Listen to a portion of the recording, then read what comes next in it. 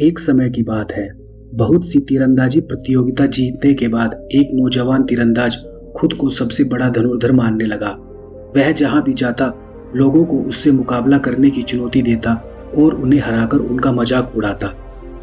एक बार उसने एक प्रसिद्ध जैन मास्टर को चुनौती देने का फैसला किया और सुबह सुबह पहाड़ों के बीच स्थित उनके मठ जा पहुंचा। मास्टर, मैं आपको तीरंदाजी मुकाबले के लिए चुनौती देता हूं, नवयुवक बोला। मास्टर ने नवयुवक की चुनौती स्वीकार कर ली। मुकाबला शुरू हुआ। नवयुवक ने अपने पहले ही प्रयास में दूर रखे लक्ष्य के ठीक बीचों बीच निशाना लगा दिया और अगले निशाने में उसने लक्ष्य पर लगे पहले तीर को ही भेद डाला। अपनी योग्यता पर घमंड करते हुए नवयुवक बोला, कहिए मास्टर, क्या आप इससे बेहतर कर दिखा सकते हैं?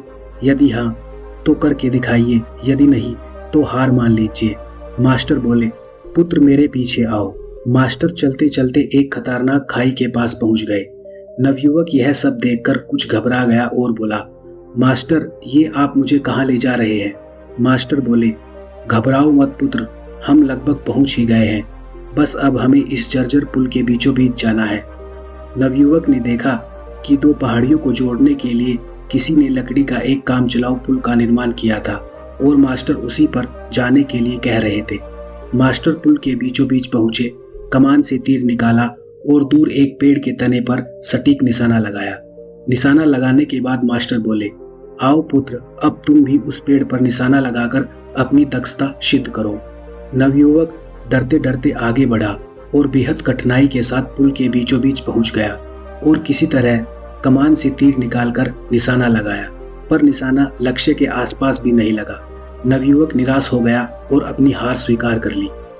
तब मास्टर बोले, पुत्र, तुमने तीर धनुष पर तो नियंत्रण हासिल कर लिया है, पर तुम्हारा उस मन पर अभी भी नियंत्रण नहीं है जो किसी भी परिस्थिति में लक्ष्य को भेदने के लिए आवश्यक है। पुत्र, इस बात को हमेशा ध्यान में रखो कि जब तक मनुष्य के अंदर सीखने की जिज्ञासा है तब तक उसके ज्ञान में वृद्धि होती है, लेकिन जब उसके अंदर सर्वश्रेष्ठ होने का अहंकार आ जाता है तभी से उसका पतन प्रारंभ हो जाता है। नवयुवक मास्टर की बात समझ चुका था। उसे एहसास हो गया कि उसकी धनुर्विद्या का ज्ञान बस अनुकूल परिस्थितियों में कारगर है और उसे अभी बहुत कुछ सीखना बाकी है। उसने तत्काल ही अपने अहंकार के लिए मास्टर से क्षमा मांगी और सदा एक शिष्य की तरह सीखने और अपने ज्ञान पर घमंड न करने की सौगंध ली। इस जैन कहानी में हमने देखा, जब जिसके अंदर सर्वश्रेष्ठ होने का अहंकार आ जाता है तभी से उसका पतन प्रारंभ हो जाता है। इसके साथ साथ हर व्यक्ति की अपनी एक खासियत होती है जिसमें दूसरा व्यक्ति शून्य होता है, इसलिए सभी का समान आदर करना हमारा कर्तव्य है।